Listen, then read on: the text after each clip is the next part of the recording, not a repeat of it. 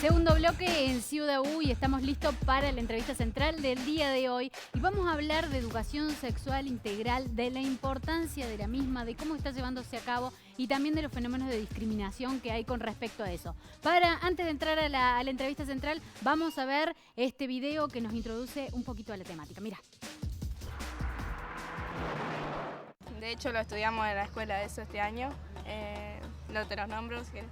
Bueno, preservativo, pastillas anticonceptivas, la inyección, el parche, el DIU. El preservativo es el mejor. Para el hombre está el preservativo, que es el más conocido. Para la mujer hay inyecciones, pastillas y otros métodos más también que se están usando actualmente. Y métodos nuevos que todavía no sé cuáles son, pero sí están saliendo a veces. Con preservativos o pastillas, inyecciones. Sí, preservativo, sí, más que nada. En este momento yo me acuerdo que nos enseñaron más cómo protegerse, a través de preservativo, pastillas, vacunas. Con mi mamá hablo mucho, con mis amigas también. Y en la escuela es un tema que no está así, como que no lo dejan pasar.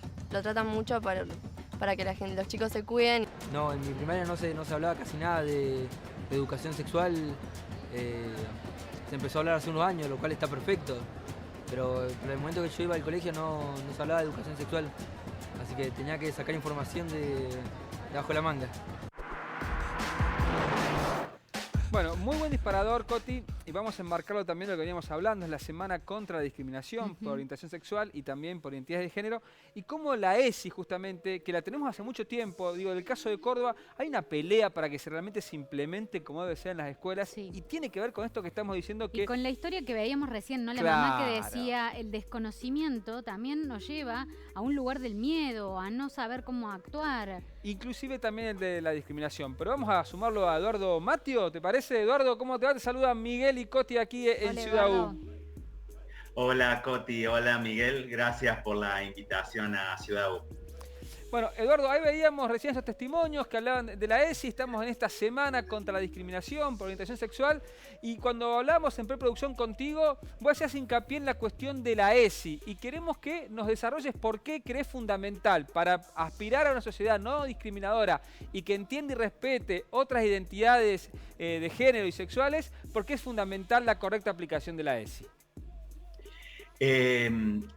Bueno, este año se van a cumplir los 15 años de la sanción de la ley 26.150 que creó el Programa Nacional de Educación Sexual Integral. Y lo más importante para tener en cuenta es que pese a que hace 15 años que tenemos esa ley, las promesas de esa ley no se han cumplido suficientemente o se han cumplido de manera selectiva a lo largo del país. Por lo tanto, pensar en lo que la ESI puede hacer es más, vuelvo a repetir, una promesa todavía que una realidad efectiva. Y sobre todo porque cuando escuchaba los testimonios, si ustedes vieron, la mayoría de la mitad de los testimonios hablaba de lo que no se sabía, lo que no se había presentado, lo que no se había podido hablar en la escuela, y quienes hablaban acerca de lo que la ESI había hecho, habían insistido en cuestiones que son preventivas. Y eso, este último punto, es apenas un primer lugar, un puntapié, uno de los aspectos que le interesan a la educación sexual integral, pero la educación sexual integral es mucho más que eso. Y en esta semana en que estamos pensando la discriminación por orientación sexual, por identidad de género o por expresión de género, se vuelve fundamental pensar en todo lo que esta herramienta pedagógica podría hacer, no solo para la escuela, sino a corto y a mediano plazo para transformar la sociedad.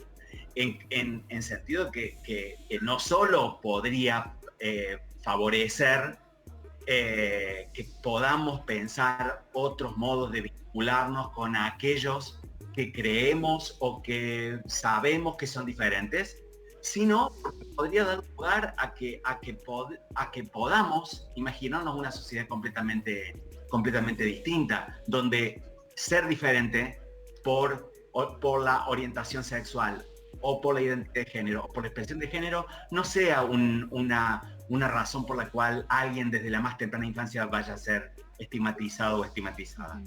Eduardo, la ESI, la educación sexual integral nos podría dar, tomada, entendida también, no solamente en la educación media o en la educación primaria o en los más chicos, sino en todos, en los adultos, nos podría generar nuevas formas de relacionarlos en la sociedad y también planteábamos a lo mejor nuevas formas de tratarnos entre nosotros, de evitar la discriminación y a lo mejor abrir nuevos pactos o nuevas formas de hablar. ¿Qué es lo que vos ves como posibilidades o las herramientas que nos otorga la ESI para armar o pensar una nueva sociedad?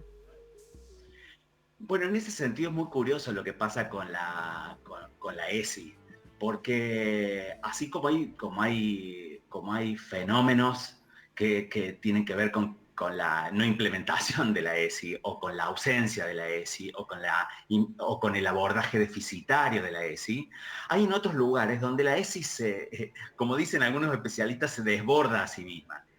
Porque cumple con cosas que estaban impensadas hace años. ¿Qué quiero decir? Cuando se sanciona la ley hace 15 años, por ejemplo, ni siquiera aparecía en el texto de la ley, son 3 paginitas, ¿no? Pero en ese texto de la ley no aparece, por ejemplo, la palabra género. A lo sumo se habla de propiciar relaciones o vínculos igualitarios entre varones y mujeres, pero no se dice, por ejemplo, nada acerca de la diversidad sexual. Y recién hubo que esperar al desarrollo de la implementación y del abordaje y de la creación de materiales para que empezaran a aparecer temas como más explícitamente la violencia de género, que apareciera la diversidad sexual, que inclusive en el último tiempo se empezara a plantear de una manera mucho más clara la cuestión de la interrupción voluntaria del embarazo.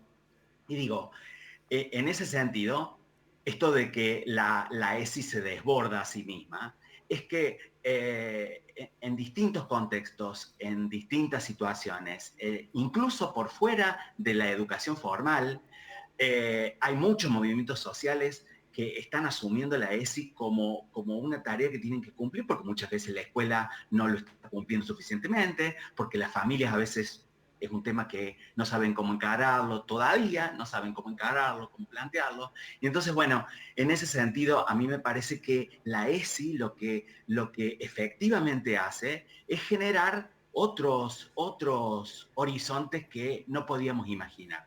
Un ejemplo muy concreto, que siempre solemos traer en el curso que damos en la universidad. Cuando se pensó la ESI, las niñas y adolescentes eran algo así como los sujetos de derechos a los cuales había que satisfacer un derecho, ¿no? El derecho a recibir educación sexual integral.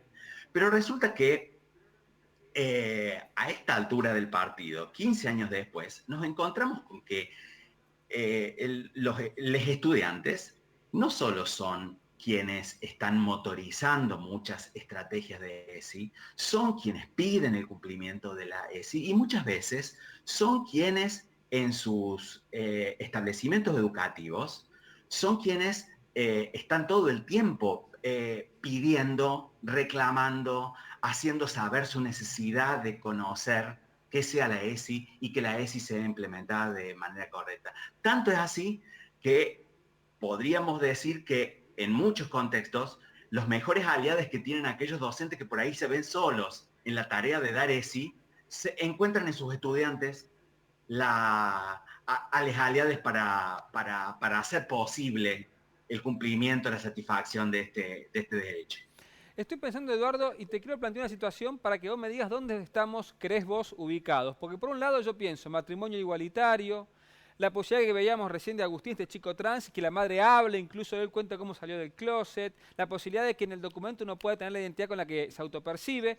Pero por otro lado vemos hace pocos días el caso de una pizzería de Córdoba donde uno de sus clientes en el ticket ya lo discrimina justamente por su orientación sexual. Entonces tengo como dos miradas o dos corrientes, y digo, pero ¿cuál es la actualidad de este tiempo que estamos viviendo acerca de lo que es la orientación sexual de las personas? ¿Se puede hacer si se avanzó en algo o crees que todavía en realidad estamos empantanados en esta discriminación que le pasa a esta gente que fue a comprar una pizza, por ejemplo?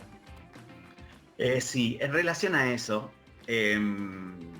hoy revisaba algunas estadísticas o números que dan ciertas agencias en relación a la discriminación en el mundo entero, y sin duda que Argentina no se encuentra entre aquellos países que están en peor situación en esta cuestión. Por ejemplo, hay todavía 69 países que criminalizan la homosexualidad, y al menos 6 en los que hay pena de muerte. Wow. Si hay frente a relaciones consentidas entre personas del mismo sexo. Sin duda que no estamos en ese lugar. Pero pese a que tenemos las leyes que tenemos, todavía, como vos señalabas, siguen aconteciendo en lo cotidiano muchas formas de discriminación, algunas más flagrantes, otras más cotidianas, más pequeñas, pero no menos complejas. Pensemos, por ejemplo, que en estos días, desde hace más de 2 meses, venimos haciendo toda una campaña preguntándonos qué le pasó a Tehuel, qué le pasó a Tehuel, qué le pasó a este chico trans de 21 o 22 años que va a hacer en la provincia de Buenos Aires una entrevista laboral y no volvió. ¿Qué pasó con Tehuel? Bueno, ese tipo de cuestiones a nosotros nos hacen pensar en la distancia que hay entre las reformas jurídicas, que sin duda han producido modificaciones, han sido beneficiosas en ciertos aspectos, pero se quedan cortas, muy cortas, si no se ven acompañadas por esas transformaciones sociales, y de ahí la insistencia en que la ESI pueda colaborar en esas transformaciones culturales.